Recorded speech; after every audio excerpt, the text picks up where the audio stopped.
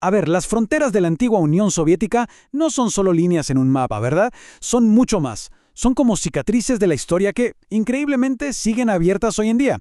Si queremos entender lo que pasa ahora mismo, desde Ucrania hasta el Cáucaso, tenemos que irnos al origen de todo, al momento exacto en que un imperio, que irónicamente quería borrar las fronteras, terminó dibujando algunas de las más complicadas y conflictivas que hemos visto. Y todo, absolutamente todo, arranca con una contradicción brutal.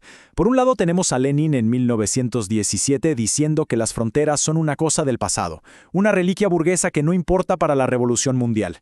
Y por otro, un siglo después, está Putin, para quien esas mismas fronteras son casi sagradas. De hecho, llega a decir que los principios de Lenin no fueron solo un error, fueron peor que un error.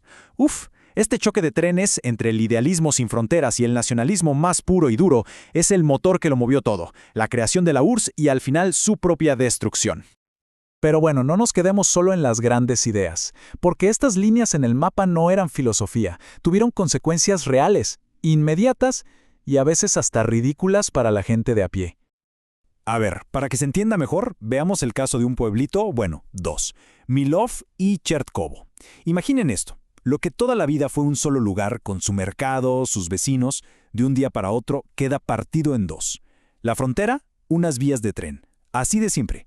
De repente, cruzar la calle para ir a comprar al mercado significaba entrar en una especie de guerra de impuestos entre dos repúblicas soviéticas.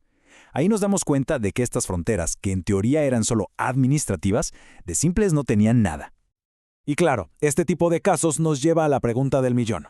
¿Cómo es posible que un partido político que basaba su discurso en eliminar las fronteras terminara obsesionado con dibujarlas por todas partes? Aquí está el meollo de todo este asunto, que hace que un grupo de revolucionarios internacionalistas se ponga a dibujar mapas como si no hubiera un mañana, convirtiéndose en los cartógrafos más prolíficos del siglo XX. Ojo, no es que cambiaran de idea de repente, fue una necesidad, una respuesta a la presión brutal de tener que gobernar un imperio que se caía a pedazos. Y la respuesta, o al menos parte de ella, está en un concepto que estaba de moda en ese entonces, la autodeterminación. Pero claro, había versiones. Estaba la del presidente de Estados Unidos, Wilson, que era como una versión VIP, solo para naciones civilizadas. Y luego estaba la de Lenin, que era mucho más radical, una bomba, autodeterminación para todos. Eso sí, con una pequeña trampa, ¿no? Esta libertad solo valía si se hacía bajo la tutela del Partido Comunista. En el fondo era una herramienta súper poderosa para ganar apoyos y afianzar el poder. Ok, entonces, para llevar toda esta teoría a la práctica, necesitaban un sistema, un método, una caja de herramientas para empezar a dibujar el mapa del futuro. Y lo que crearon fue un sistema increíblemente pragmático. Y aquí la tenemos, la famosa troika que lo decidía todo. Pensemos en un ejemplo. Imaginen un valle muy fértil, donde viven dos grupos étnicos diferentes. ¿Qué hacemos con él? A ver, opción 1. Se lo damos a la república que tiene la mejor infraestructura para regarlo y producir algodón. Eso es eficiencia económica. Opción 2. Lo partimos por la mitad, siguiendo la mayoría étnica de cada pueblo. Eso es el principio nacional etnográfico. Opción 3. Trazamos una línea recta y ya, porque es lo más fácil de administrar desde la capital. Eso es gobernanza.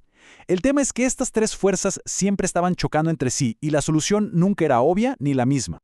Bueno, ahora veamos cómo esta troika funcionó en la vida real. O cómo a veces simplemente no funcionó. Porque los resultados fueron completamente distintos según la región.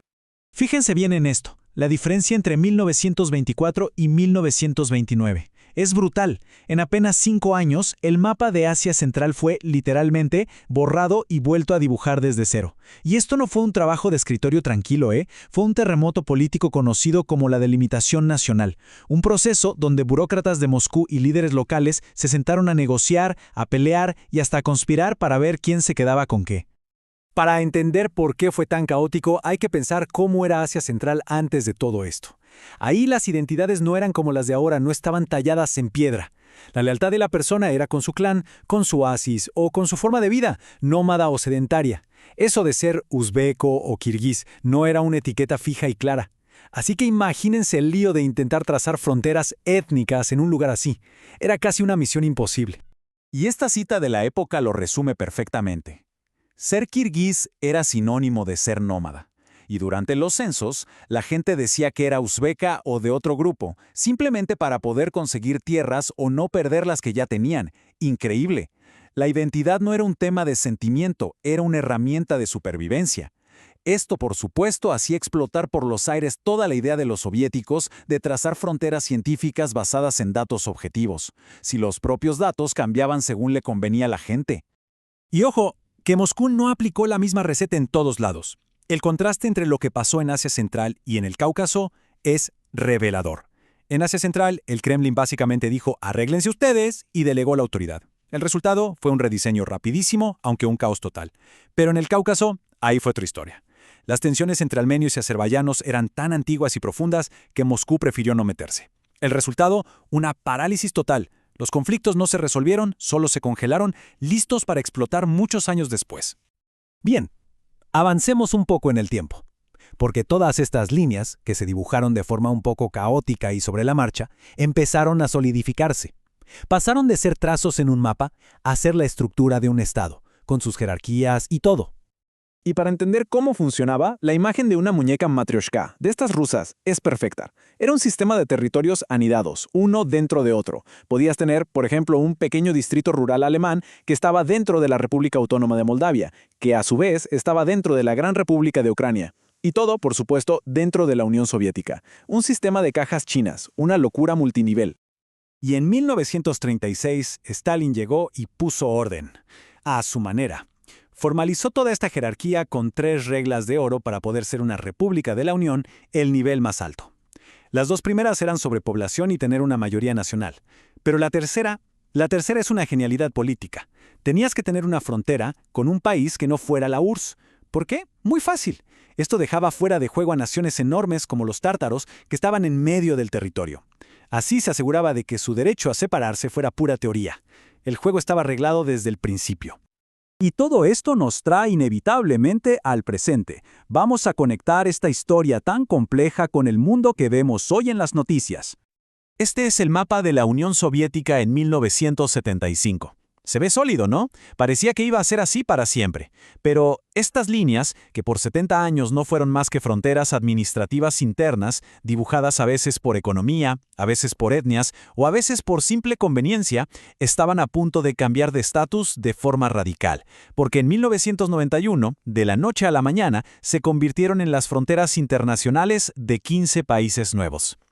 Y aquí lo dejamos. El Imperio Soviético ya no existe, pero sus fronteras, como si fueran su esqueleto, siguen ahí, y muchas veces son la causa principal de los conflictos que vemos hoy. La pregunta que queda en el aire es tremenda. ¿Qué pasa cuando el imperio que dibujó el mapa desaparece? Pero el mapa sigue aquí, decidiendo la vida y el destino de millones de personas. Una reflexión para el final. Gracias por habernos acompañado.